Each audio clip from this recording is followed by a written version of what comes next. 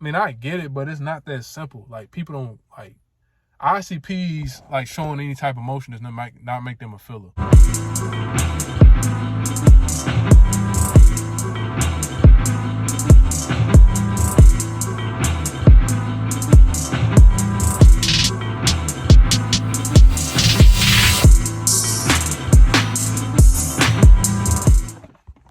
Hey, what's up, yo?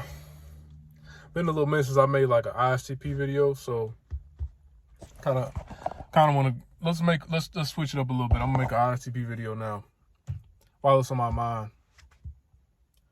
Okay, so basically, I want to talk about types that people mistaken as ISTPs. This happens like in fiction, like when people type people in fiction, or they try to type celebrities, and this happens in real life. And it's stuff people don't talk about enough, and it's like people confuse. A lot of it has to do with people confusing top two functions, of course, thinking and sensor function for other functions. And I'm going to touch on that. First one I'm going to talk about is the obvious one. The most obvious one I'm going to talk about is everybody already knows about. Is people mistaking ISTPs for INTJs a lot. That's kind of been well known, though. We kind of know about that one. Well, if you've been in the community a while, long enough, you know about it. But a lot of people mistaking ISTPs for INTJs. I think one reason that's not too bad, that's kind of makes sense, is understandable, is because we got that tertiary NI. That what makes people think that. That's what kind of can make people mistaken ISTPs for INTJs, because we got tertiary NI. But another thing that makes them mistaken us for INTJs is kind of just being type biased. Like, people just be biased. Like, a lot of it, part of it too, is that people are biased. And like, usually it's like an intellectual ISTP. Like, you got an ISTP that's physically capable but also kind of smart. They'll try to type them as an INTJ just because they're biased, and they want to always trying to oversimplify sensing and stuff like that. You'll see that leaving, like, a good example of that, you'll see that with Bruce Lee. So Bruce Lee, before all this type bias stuff started to arise and stuff like that, within, I don't know, maybe the past 5, 6, 7 years, it was pretty obvious and well known that Bruce Lee was an ISTP. Nobody really questioned it because it was just super obvious. But you got like these newbies that come in, and then they, got the type biases, and then they try to say that he's an INFJ or INTJ. It's pretty well known that Bruce Lee's an ISTP. They just do that because he's philosophical and he's intelligent. So they try to say he's intuitive, intuitive bias. Because it's this thing where, like, of course, y'all know I talk about it all the time, but it's this thing where the intuitive bias is like this thing where, oh, we can do everything that sensors do, plus we can do this too. They want to try to this superiority thing, That's what it is. And personally too, man, from my perspective, INTJs and ISTPs are really not hard to tell apart at all. Like, to me, they're just completely different. I don't see why. I still don't understand why people mistaking them, because they're not they don't have really any similarities in my eyes. Like, they're super easy for me to tell apart. For one, INTJs tend to give longer explanations. Like, when you ask them a question, they usually give a real long explanation. They don't get right to the point right away. Like, that's one super obvious difference. I'm not gonna go into differences like that, but I can do that maybe a different video. That's not gonna I don't have no time to do that, but that's one main difference. It's like super obvious, man. It's like real obvious things, and I don't understand why people mistake us. People also do the same thing for ENTJs and ESTPs too. They're mistaken. Like, if you got an ESTP that's real successful and ambitious, they'll say that he's an ENTJ or something like that, just because they want to be biased. But okay, anyway, the next type I'm going to talk about, these next two I'm going to talk about are two types that you don't hear people say, like, that people are unaware of, that they mistype ISTPs as. I don't even know where to start. Like, these two, I really want to talk about. So I'm kind of excited to talk about it because I've kind of been thinking about doing it for a while. But anyways, the first one I just go for ISFPs. And let me go into this one. This one is kind of irritating, like, sometimes, because, okay, people mistaking ISTPs and ISTPs a lot. The main reason is because people don't understand thinking. Like, they think that thinking is like, anytime they'll see an ISTP, they show any type of thing that has a resemblance of any type of emotion, they automatically think filler. Like, people do this a lot. Like, they'll see, or if they see an ISTP and they real passionate about something, they'll think that he's automatically a FI. It's for the feeling. He has passion. ISTPs don't have passion. They don't have emotions, right? That's what people do pretty much. When in reality, ISTPs are very passionate. Like, we'll be passionate about certain, but we're passionate. Like, we're just as passionate. Like, okay, how do I explain this? I think ISTPs and ISTPs are two types that are like super passionate people. It's not just ISTPs.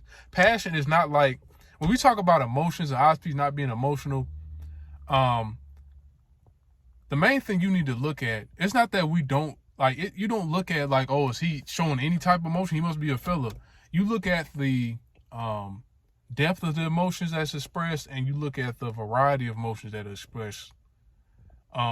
Because people that are not fillers, like thinkers and ISTPs, it's very, like, showing an ounce of emotion, showing emotion does not make you a filler. Like, we can funnel all of our emotions. Like, I forgot the word that they use to describe this, but usually for people that are less emotional, like, for instance, like, people that are less emotional, they'll funnel all the negative emotions into like one emotion. Like, so they'll pick an emotion like anger. Like, you'll see, for instance, ISTPs, like people that are not fillers, they can become comfortable with expressing one emotion. So they'll funnel all of their negative emotions into that emotion. Like, you'll see it commonly with ISTPs, maybe like anger. You'll see some ISTPs that get angry at a lot of things, get irritated by a lot of things. That's mainly because they're funneling all the bottled up emotions into anger. That's another way you can tell that an ISTP has developed an FE a little bit too, because they can learn how to, in a healthy way, you can do this. Like, it's not like always a bad thing. It can be a bad thing to do that, but like, you'll see ISTPs, they'll get annoyed when they start feeling negative emotions. Like, because part of it would be because we can get kind of frustrated. We don't understand how we feel or something like that. But yeah, man, like, it's not always like people are always mistaken that, like, they see, oh, if he shows any ounce of emotion, if he shows passion, he must be a filler. He's an ISTP. Example of this is like some years back, y'all remember celebrity types? Well, celebrity types, well, they are called IDR labs now. I actually was one of the people that helped convince them to change Eminem from ISTP to ISTP. And back then, I was saying that Eminem was ISTP before a lot of you people were. I know everybody wants to say he's ISTP now, but back then, a lot of people were saying that he was ISTP. And I was like one of the main people that would like advocate for him being an ISTP. And I could tell you, and I was explaining about it. And now everybody wants to say he's ISTP now. And I've been doing it for who knows how long. But anyways, that's the example there. And the reason why some people was thinking that he's an ISTP is because, mainly because he does music. They think like ISTPs are incapable of being artistic or doing music. And he's not even an artistic rapper. Like, he can be artistic but his main style is not artistic, it's technical. So it's like, he's not a filler. And sometimes it's because he seems irritated and he like, he talks about things and he vents a lot. It does not make him a filler. Like, you know what I'm saying? Like, yeah, like, people do that, man. Like, they think that FI is just passion. Like, FI is very complex. It's not just, if they see somebody that's real angry or something, they think he's an FI user. He's motivated by anger. It's way deeper than that for FI, man. FI introverted feeling is much more complex than that, man. Much more complex. Like, I mean, I get it, but it's not that simple. Like, people don't, like, ICPs, like, showing any type of emotion does not make them a filler. Okay. I'm trying to make sure I said everything for that, but. Okay, another type that people do this with, the last type I'm going to talk about is ISFJs. People are always, but this is one that people don't talk about either. People are not aware of that they do. People mistaking ISFJs for ISTPs. Mainly it's the male ISFJs they do this for. Because people don't know this, right? Like, okay, people see ISTPs as being a real masculine type. So when they see an ISFJ that's masculine, they automatically assume he's a thinker. A lot of people don't know the difference between being a feeler that's masculine and being a thinker. Like, just because somebody acts real masculine does not make them a thinker. I'm trying to find a good way to explain this. So basically, like, when ISFJs take on gender roles very well. With their SI and their FE. So depending on if they're a female or a male, they are able to fit into gender roles very easily with their SI and their FE. So, like when they're a male, they'll figure out how to ways to express their emotions, but it won't seem like they're super emotional people. They can remain masculine. They'll find a masculine way to express their emotions.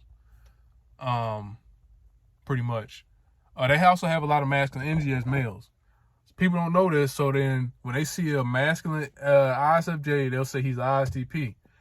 Good example of this is, I'm going to use a relatable example. I'm not really going to go on the ones that are not too relatable. Let's say, okay, everybody knows Wolverine's an ISTP, but you'll see some people type him as an ISFJ just because he walk around angry and brooding all the time.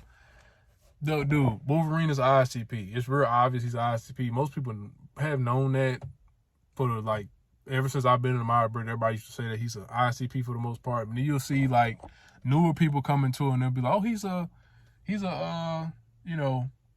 ISFJ. That's what you'll see some people do that. That's actually websites that people trying to say he's an ISFJ and stuff. No, Wolverine's an ISTP. But yeah, man, ISTPs, we have emotion. Like if ISTP somebody being angry about something, anger does not count. Like, it's very easy for somebody who's not a feeler to funnel their emotions into something like anger. Anger is a very easy emotion for somebody who's not emotional to express, or somebody that doesn't have a lot of emotional intelligence to express. And when I say that, that doesn't mean that we lack self-awareness and stuff like that.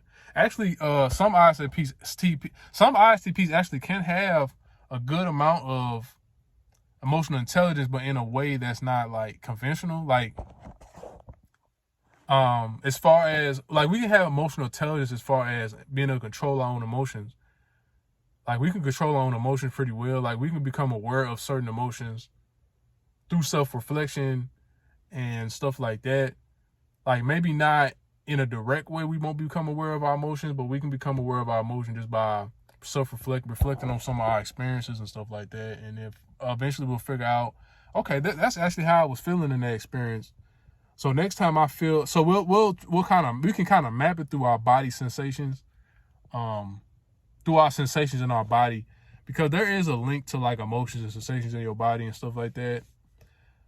So we can also become emotionally aware that way, and then we can also sometimes have emotional intelligence in that way. Because our body's linked to our like ISTP will be able to like, I know for me, I'm like real calm. A lot of people describe me as calm and stuff like that and cool-headed. A lot of that has to do because it started with me, like, I know when I was younger, I would think about like moments that made me anxious or nervous. I noticed like my body doing this, or I notice I'm fidgeting. I notice my heart's beating. So I would just focus on trying to control my heart rate, stuff like that. And then eventually I started doing it without thinking. So that's kind of how that happened. But yeah, I think that's it, man. Thanks for watching. Stay tuned for more.